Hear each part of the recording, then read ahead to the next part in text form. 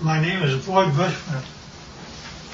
I'm a senior scientist from Lockheed Martin. I have 27 patents. Approximately 13 years ago, I ran across a person who had been given a job by Dr. Teller. Dr. Teller was Oppenheimer's right-hand man, and even after Oppenheimer was thrown out of Area 51, Dr. Teller stayed there and was in charge of several programs. The person that I contact twice to 3 times per month is the head of that program now. And they continually update me on everything they possibly can. I do have a top secret clearance. I choose, however, for their purposes, not to use it because they, the intelligent ones of me and me, actually believe that a great deal of information should be lifted up from those dark recesses of Area 51 and moved over so people can see it. So that's what began about 13 years ago. Since I am a scientist, I do not believe in theory. I basically say, follow the data, theory be damned. If something can't verify by a physical test that something is true, then I do not care to accept it in that I present. Therefore, everything that we present here will be data that comes directly from them through me to you. The subject of today there are those that are acquainted with the fact that there were Phoenix lights that occurred over Phoenix about 2 years ago. They were photographed, and those really turned out to be just blobs across the Phoenix sky. It turned out to be that a very dear friend of mine took his wife up a mountain on Valentine's Day, and they took a photograph of Tucson. Turned out to be, when they developed the film, there were a total of 5 UFOs across Tucson proper. And this is Tucson as they saw it. Can you get that? So here's the picture of Tucson as he had it. Then, as he developed further, notice that there are 5 very distinct UFOs along the top of the mountain. Mm-hmm. One of them is even canted a bit, about 45 degrees. Now, the person that took the film said that he had a mothership underneath and one up high. This shows the high one. Mm-hmm. I don't know if I know that I can buy the ship. My name is Scott Faree. I live in Vail, Arizona. A friend of mine who manages a nonprofit in Tucson asked me to take some photos for him for his website.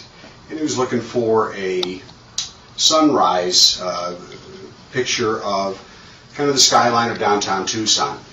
So I had gone out, actually on Valentine's Day evening, I dragged my wife up to A Mountain so that I could go up there and just block out some shots, kind of plan the photos that I was ultimately going to take for that website. And so we got up on A Mountain just as the sun was setting. I set up my Canon 40D on a tripod, opened the shutter up fully. I really wasn't looking for picture quality. I was, like I said, I was looking to block out where I wanted to set the camera and the angles that I wanted to take. And so I started to click off some photos, and I had these set with a timer release on the shutter so I didn't get any camera vibration because the sun was starting to set. We were running into fairly low light.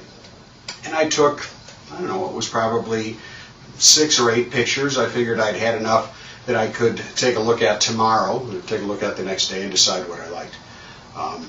So we went out to dinner that night, went home the following day. I uploaded these photos onto my laptop, and I noticed some lights that I really didn't expect to see up above the Santa Catalina Mountains. And upon closer inspection, and as I really ran out the contrast in the photo, I ended up with something that I still can't explain to this day. This is the original photo, and these lights were showing up just over the top of the mountain. I took a second photo probably 5 or 6 seconds later, as long as it would have taken for me to reset the timer. And in fact, this group of lights was in a much more narrow band, and now about, well, I don't know, I can't really say distance-wise, but they'd moved quite a ways from where that original grouping had taken place. So I still had no explanation for the camera, or for the pictures. These images, these lights have not shown up in any other photos that I've taken. I'm at a loss as to what they might be, and certainly curious as to where those lights came from. They certainly are very, very similar images. Here's up and flying. Let me go through, now on the ships, in order for me to believe it, I had to get blow-ups. And so here are 2 of them, which is blown up much higher. And I think I have one that, yeah, you can see the 45-degree candidate UFO. Now see, the only reason that I bought everything that he said is because my people have been feeding me for 13 years pictures, not only pictures of just plain pictures, but I gave them assignments, being a senior scientist, and they got a picture of up close and personal. This is a UFO which is ready to take off, and it is very up close. And they inform me that there are 3 elements which the UFO is contained. One is telluride, the other is germanium, the other is palladium. I did not say a metal once. And not only that, but the things pick up and fly using anti-gravity. Now, that's one picture. Here's another picture. In this case, the UFO is not turned on, ready to fly. Therefore, it only shows on the upper part of it. And generally, it's white on the underside when power is applied. Here's also another of the same order. Now, these UFOs are 38 feet in diameter, and it was rather surprising to me, since I actually physically gave them my camera. They took this picture as a UFO was departing. Within one click of my camera, they got 3 UFOs. That's real. And yeah, we don't know why either. Now also, when UFOs come in, they like we have a heads-up display for our pilots. They do too. This is what their pilots see in order to tell them how to come to Area 51 and land. And not only that, they can go to a vertical hole in a mountain over 51 and go down a shaft. They don't have wheels. They don't have anything like that. They take off by going up straight, and then not only that, but they travel extremely rapidly. Their home planet is Quintonia, which is 68 light years from us. They, to my surprise, when I ask them how fast they take to get from that, it should be 68,000 years to make it according to Einstein. But they're able to make it to us in 45 years. So I gave them an assignment to photograph the planets from space as they were coming back. And they did that. And you see Jupiter and Saturn and Mars and Earth as it's seen by UFOs. And here's another. Now, we aren't going through motherships or anything like that. Nevertheless, those are the UFOs. Now, when they actually get powered up and actually start traveling, it turns like this. You do not hear sound. They're up. They travel like that. They look like that, and they travel extremely rapidly. Now, the question is who are they? Here's another one that's, you see the bottom, how it's all white? It's turned on. Here's also the bottom turned on. Strangely enough, I asked them to take pictures of the power unit on the bottom, up close and personal. They gave me this. I don't know what this means. That's when my camera actually looks into the power center of the UFO. Now, I asked them to tell me about who was flying these things.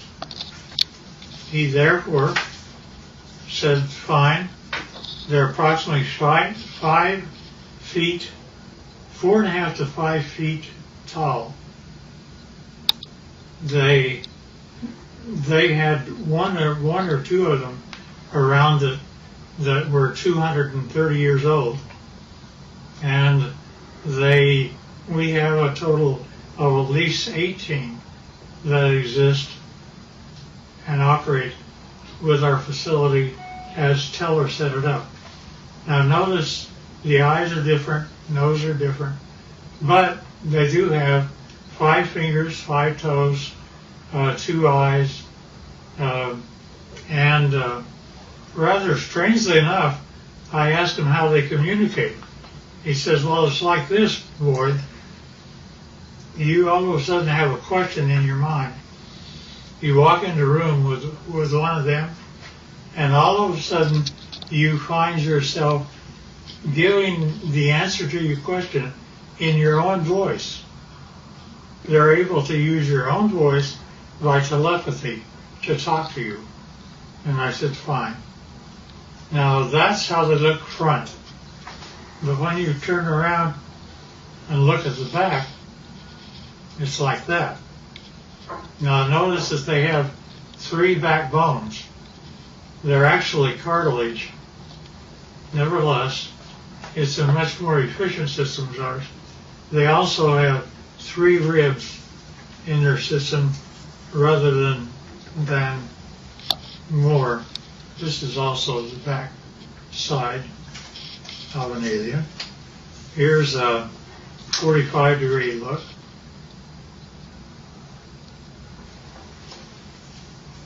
And here's the back of the head. Notice the veins, and no hair. And now when we talk about aliens, I pushed the issue, and he said, well, there's kind of 2 groups of aliens. he divided them, they divide them into two groups. One group he calls, it's like you have a ranch. And you have a ranch and you find that one group are your wranglers that know how to wrangle your cattle. There are others are rustlers, ones that steal your cattle. And indeed, that the two groups do act differently. To the ones that are wranglers are much more friendly and have a better relationship with us. Here's the other side of the alien too. Now also notice that their feet, where they have 5 toes, the toes are joined together like a frog, and yet they are dissimilar. Now there was a surprising occurrence, and that is my friend had one of them that was a friend, and he died here. And 10 days after his death, I was out visiting my buddy who's in this picture. And if you look very close, you can see that his friend is in spirit form right over his left shoulder. You can also see that the fingers are long, that there is something. We have an expression that basically say when a person dies, they stay around their body for 3 days and then go off, and they basically have the same thing that happens to them. Now, with respect to the alien craft, we have American citizens which are suited up like this, and they are working on UFOs 24 hours a day, and we're trying to learn what to do. These are 2 guys, 2 American citizens, and they're trying to protect themselves against germs and things like that. And here's another view of them. And here's another one. There's an upper part of a UFO and a lower part of a UFO. This is the upper part, and it's just one of them up there. They have, generally we give them suspenders so that if they start floating, they don't have gravity on the inside. Somebody can grab them and pull them over to the side. And this is the home planet that they come from, which they call Quintonia. Now notice that the hand, that's an alien hand. Notice that that the fingers are longer than ours by quite a bit, about 30% longer, and that's just the way they're put together. Now, at any rate,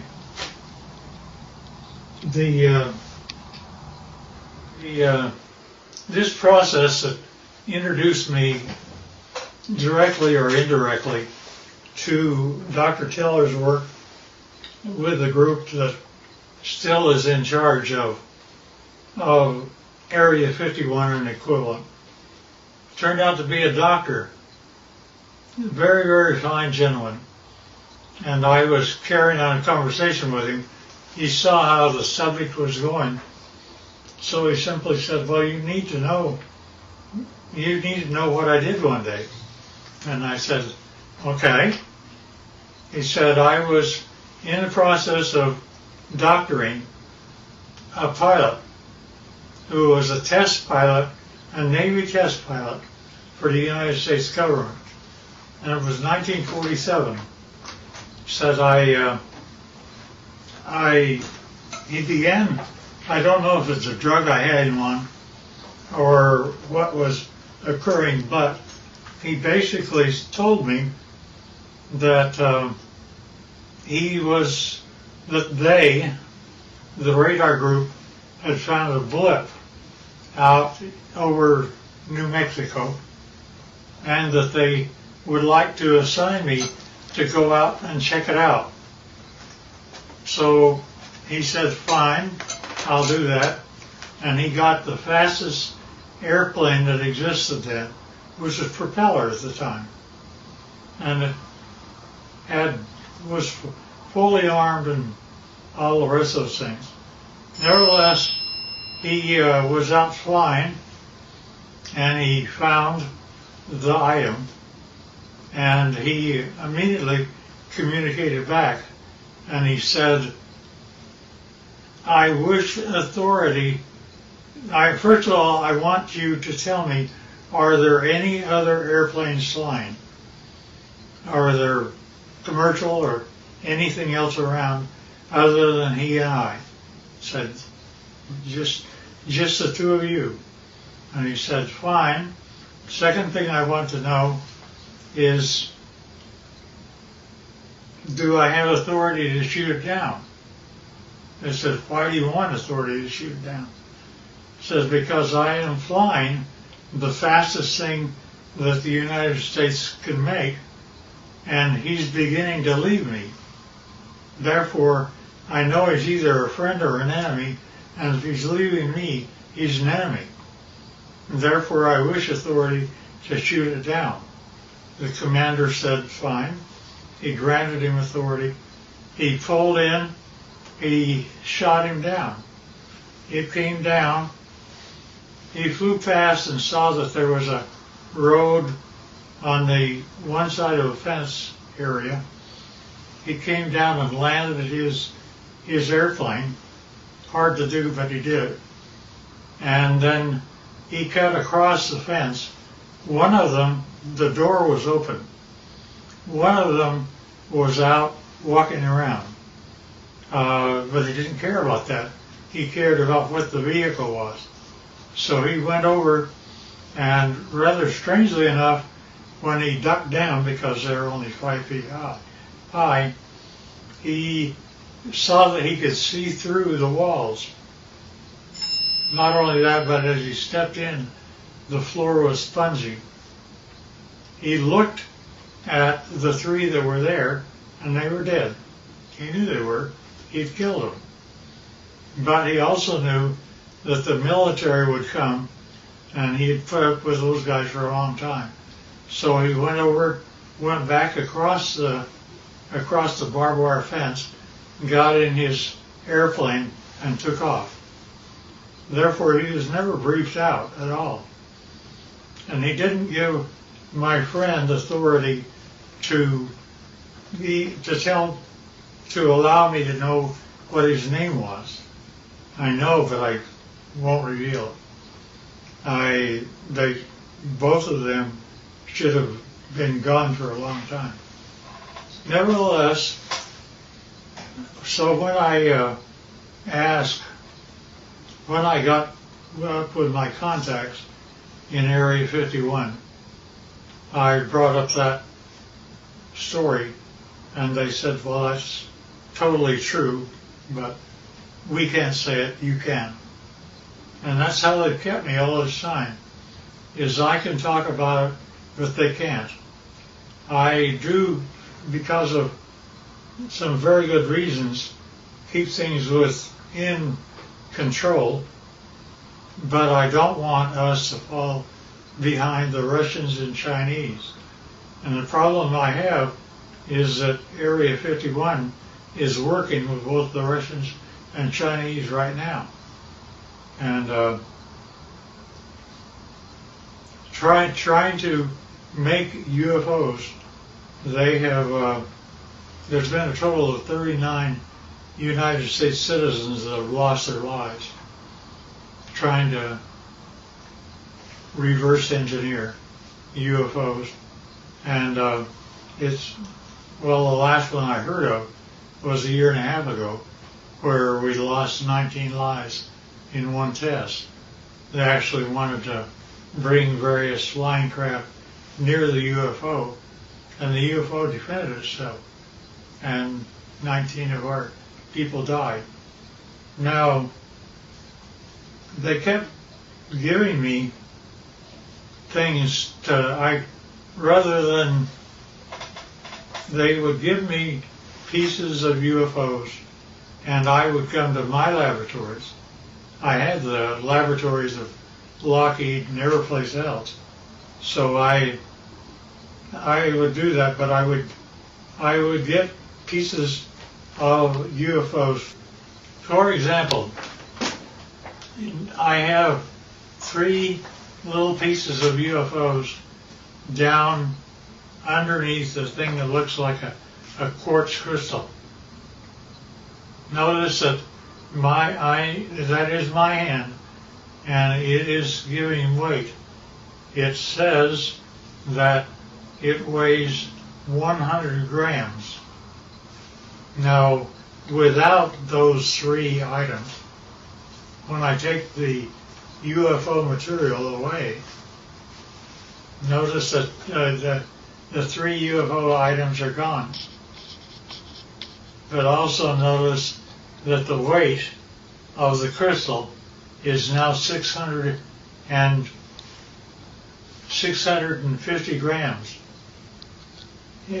The implication here is that if I were to take the pieces of UFO and put them underneath an average man's scale, he would weigh 45 pounds.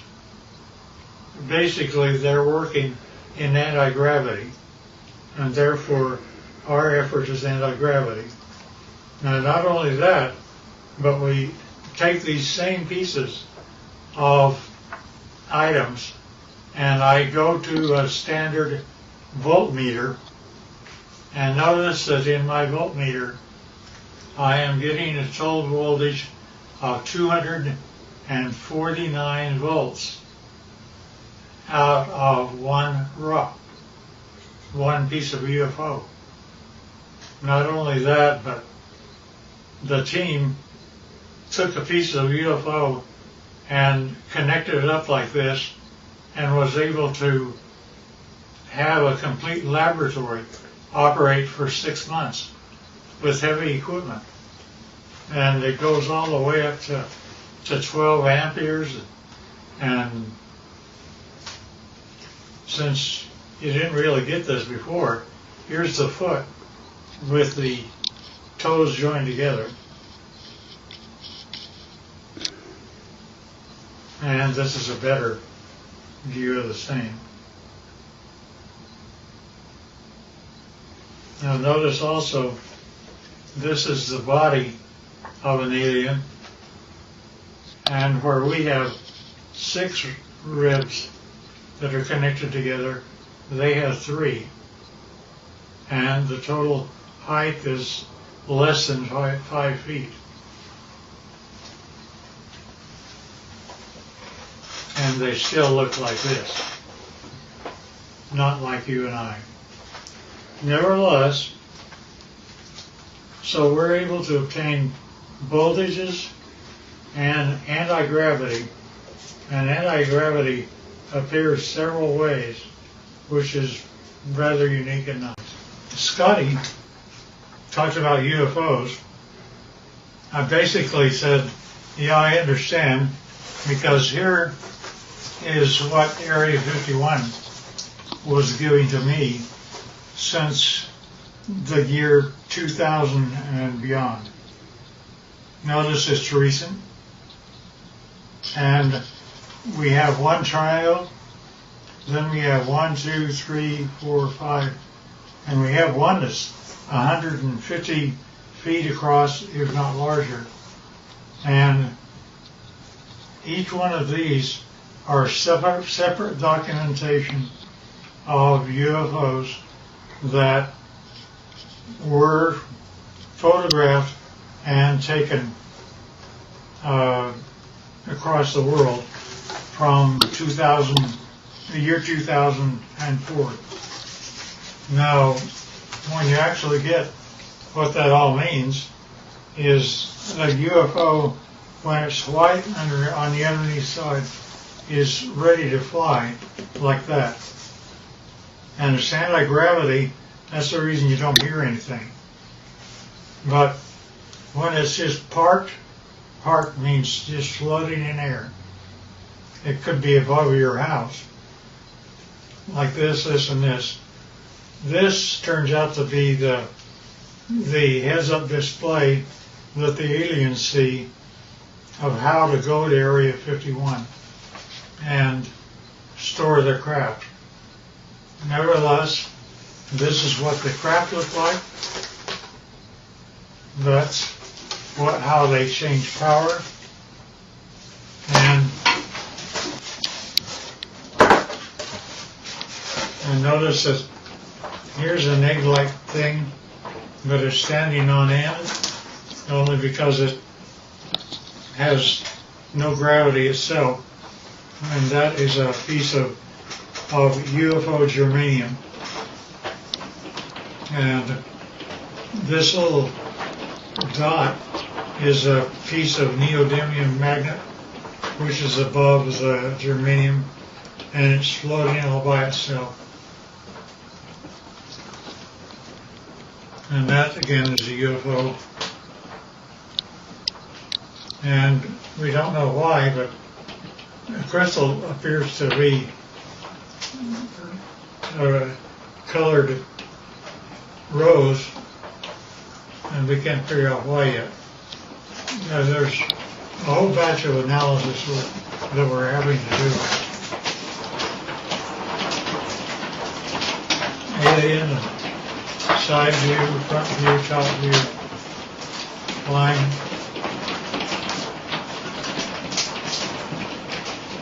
And that's the power center of palladium in the middle of the craft.